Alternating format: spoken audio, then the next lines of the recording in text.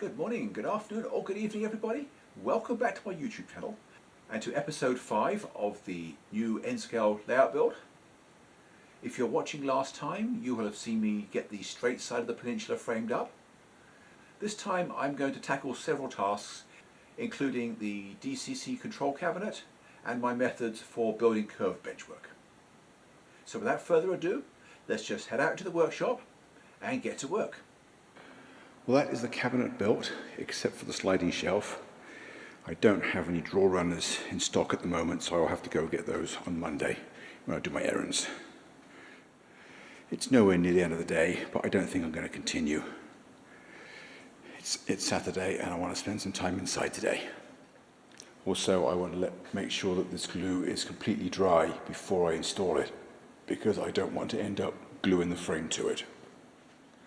I am reasonably happy with today's work, so I will check in with you again Monday. Don't go away. Well, it's Monday afternoon and I have just got back from town. One of the things I bought at Lowe's this morning was a set of 18-inch drawer glides, and I am now going to build the sliding shelf in the control cabinet. I cut the blank for the shelf at the same time as I cut the base. It's still going to be trimmed because it's oversized at the moment. So let me work out exactly how big it needs to be and get the shelf built. It shouldn't take long, so don't go away. Well, there is the sliding shelf installed on the runners. So let's take it round, put it in position and mount the benchwork frame on top of it. Well, here is this section installed and leveled. You've got to put it fairly firmly to get it past the latching mechanism, and then it runs very smoothly. So it's not going to slide out by itself. Anyway, now that Zeus has approved it, I'm going to move on to the next bit, although I'm not quite sure what the next bit is yet. Well, I elected to use the remaining time today to add some bracing to these first two pairs of legs. I was never totally happy with how sturdy this was. Normally I don't worry if it's not completely rock solid, because I can rely on the walls of the client's train room to support it. But here I don't have that advantage, so I wanted to make sure that it was absolutely as solid as the bedrock without having to be attached to a wall. And now it is. So that was a worthwhile hour's work. Something else that I added last time I came out here is this low shelf down there. I don't really know what the client might use that shelf for, but it adds additional rigidity to this portion of the railroad and makes this area of the peninsula absolutely rock solid. It just takes away any possibility that it can twist in any direction. Well, I think I might have made a mistake this morning. First task on my list today was to glue up the curved benchwork for the end of the peninsula. I need two sections that each have a structural curved front member. And although I deliberately put it as the first thing on my to-do list, I think that might have been a mistake, because I don't think I'm going to get far enough to need them today. And now, of course, I've got the rest of the day with all my clamps and half my workbench used up. The next task on my list today was to cut a curved turnout into this reversing loop at this point. I've done that. It didn't take very long. I thought it was going to be more difficult because the joint had to be under the helix, but I didn't have too much trouble reaching there and cleaning up the rail ends. I did remove this post to make access easier, and I think that helped a lot. But that is all done. Next task, I think, is to build this triangle above it. So let me get on with that, and I'll be right back. Well, here is the next benchwork section framed up and installed. Rather than put a leg in this corner, I elected to add a bracket from the corner of the control system cabinet. I felt that would be a lot better in that situation.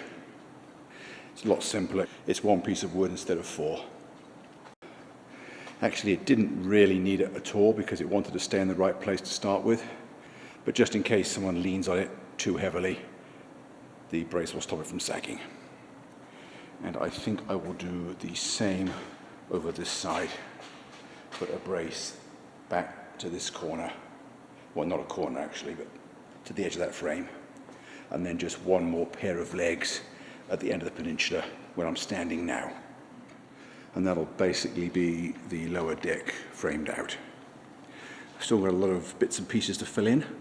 I've got some more wiring holes to drill, and I have some curves to do. This corner gets an 18-inch radius curve, and the end of the aisle gets a 16-inch radius, and I'm not quite sure what this radius is here. I forgot to mark it, but I'll just copy what I have at the bottom. So I'm going to get on with some of that, and I'll check in with you again later. Don't go away. Well, that is all the curves filled in on this side of the peninsula. This 44-inch radius curve on both levels, the two sides of the 16-inch radius at the end, and also the 18-inch quadrant in this corner. I've still got to come back and cut this one. This spans a benchwork joint, so I'm going to come in tomorrow morning, take the clamps off and cut that just between the two sections so that it doesn't glue it together. Anyway, that is something that doesn't very often happen. I actually reached my target for the day. So I'm going to go in now. I'll see you tomorrow. Don't go away. It is Wednesday morning, and my main task for the day is to build the last two frames that go on the end of the peninsula. They are both curve-ended. I assembled the curves for them yesterday. Here they are on my workbench. I've just spent a few minutes putting all the clamps away because despite having a lot of clamps, thinking that I had more than I needed, I ran out yesterday. Virtually all my clamps are off the wall. Anyway, I'm not bothering to do a tutorial on how I build these curved sections. There is another builder, Andrew Hardigan of Model Railroad Benchwork, who does this a lot, and that is his speciality. And he has a really good tutorial on his channel. I do have a link to his channel from mine. It's in the featured channels, so I'm not going to bother to put a tutorial. Just go check out his. Anyway, let me get these cleaned up, and then I can start building frames. Don't go away.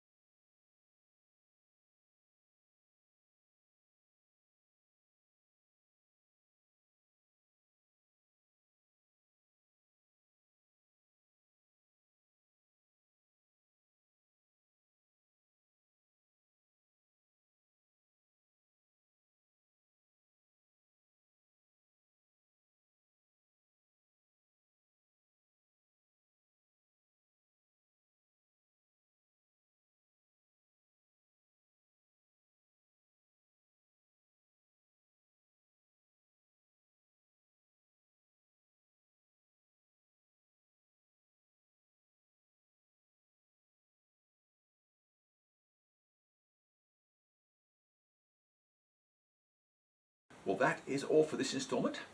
Hope you enjoyed the show and found it interesting or useful, or both. Next time I will continue where I left off, and I will finish framing up the peninsula. So until then, thanks for watching, and bye for now.